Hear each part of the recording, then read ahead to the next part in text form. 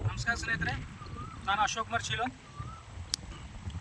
ಈ ಮುಂಚೆ ಹೇಳಿದಾಗ ಇದು ಕಂಪ್ನಿಯಂತೂ ಯಾವ ರೀತಿ ಕಮಲಾವತಿ ನದಿ ಹಾಳಾಗಿದೆ ಅಂತ ಹೇಳಿಬಿಟ್ಟೆ. ಇದೇ ಕಮಲಾವತಿ ನದಿಯಲ್ಲಿ ಉಸುಕ್ ಹೆಂಗೆ ಹೊಡೆದಾರ, 3ನೇ ಪ್ಲಾಂಟು 4ನೇ ಪ್ಲಾಂಟಿಗೆ ಕೂಡ ಇದೇ ಕಮಲಾವತಿ ನದಿಯಿಂದ ಉಸುಕ್ ಹೊಡೆದು ಕಳ್ಳು ಮಾಡಿ ಈ 3ನೇದು ಮತ್ತು 4ನೇ ಪ್ಲಾಂಟ್ ನಿರ್ಮಾಣ ಮಾಡಿದ್ದಾರೆ ಸ್ನೇಹಿತರೆ.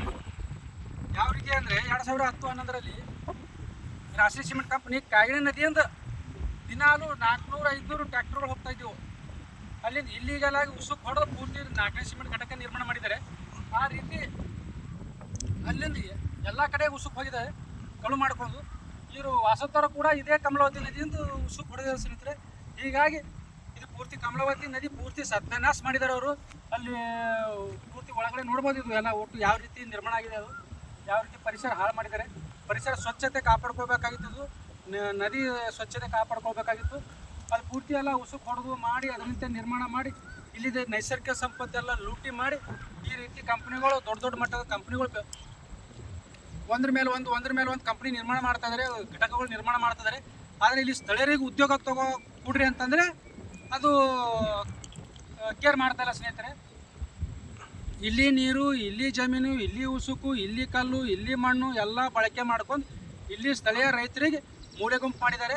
ಅವ್ರಿಗೆ ಮೋಸ ವಂಚನೆ ಮಾಡ್ತಾ ಇದ್ದಾರೆ ಮತ್ತು ಸ್ಥಳೀಯರಿಗೆ ಯಾವುದೇ ಥರ ಉದ್ಯೋಗ ಕೊಡ್ತಾ ಇಲ್ಲ.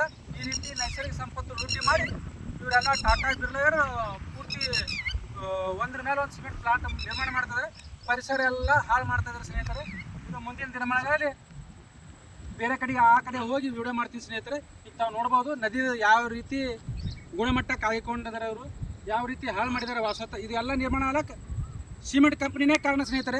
ಇದು ಪೂರ್ತಿ ಅಲ್ಲಿ ಮೇಲ್ಗಡೆ ಎಲ್ಲ ಉಸುಕ್ ಹೊಡೆದು ಬಿಟ್ಟಿದ್ದಾರೆ ಸ್ನೇಹಿತರೆ. ಅಲ್ಲೆಲ್ಲ ಪೂರ್ತಿ ಮೇಲ್ಗಡೆ ಎಲ್ಲ ಓಟು. ಮುಂಚೆ ಏನಾಗಿತ್ತು ಸ್ನೇಹಿತರೆ, ಉಸುಕಿರ್ತಿತ್ತು ಅಂದರೂ ಇಲ್ಲಿ ಉಸುಕಿನಲ್ಲಿ ಈ ರೀತಿ ಬೆಳೆಯೋಕೆ ಅಸಾಧ್ಯ. ಆನಂತರ ಇವರೆಲ್ಲ ಇಲ್ಲಿದೆಲ್ಲ ನೈಸರ್ಗಿಕ ಸಂಪತ್ತು ಉಸುಕು ಲೂಟಿ ಮಾಡಿದ ನಂತರ ಸ್ವಲ್ಪ ಉಸುಕು ಬಿಡ್ಲಾರ್ದಂಗೆ ಮಾಡಿ ಈ ರೀತಿ ಹಾಸ್ ಬೆಳೆಯೋಕೆ ಶುರು ಆಗ್ಯದ ಸ್ನೇಹಿತರೆ. ಇದೆಲ್ಲ ಓಟು ನದಿ ಮೂಲ ಪೂರ್ತಿ ಹಾಳು ಮಾಡಿಬಿಟ್ಟಾರೆ.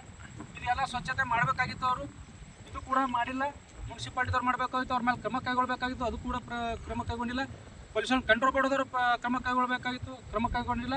ಮತ್ತು ಇಲ್ಲಿ ಜನಪ್ರತಿನಿಧಿಗಳು ಕ್ರಮ ಕೈಗೊಳ್ಳಬೇಕಾಗಿತ್ತು, ಅವ್ರು ಕ್ರಮ ಕೈಗೊಂಡಿಲ್ಲ. ಹೀಗಾಗಿ ಎಲ್ಲ ಸಾರ್ವಜನಿಕರು ಸೇಡಂ ಪಟ್ಟಣ ಜನತೆ ಮತ್ತು ಸೇಡಂ ತಾಲೂಕಿನ ಜನತೆ ರೋಷ್ ಹೋಗಿದ್ದಾರೆ ಈ ವಾಸಂತ ಸಿಮೆಂಟ್ ಕಂಪ್ನಿ ಕುರಿತು. ಮುಂದಿನ ದಿನಮಾನಗಳಲ್ಲಿ ಇದು ಎಲ್ಲ ಒಡೆದಾಕಿದೆ. ಈ ಕಂಪ್ನಿದ ಅವಶ್ಯಕತೆ ಇಲ್ಲ, ಈ ಕಂಪ್ನಿ ಒಡೆದಾಕದೇ ಉತ್ತಮ ಎಂಬುದಕ್ಕೆ ಒಂದು ನಿರ್ಣಯ ಬರಬೇಕಾಗಿದೆ ಸ್ನೇಹಿತರೆ. ಮುಂದಿನ ದಿನಮಾನಗಳಲ್ಲಿ ಇದರ ಕುರಿತು ಇನ್ನೂ ಹಲವು ವಿಡಿಯೋಗಳು ಬರಲಿವೆ. ಅಲ್ಲಿವರೆಗೂ ಜೈ ಭೀಮ್, ನಮೋ ಉದಯ ಸ್ನೇಹಿತರೆ.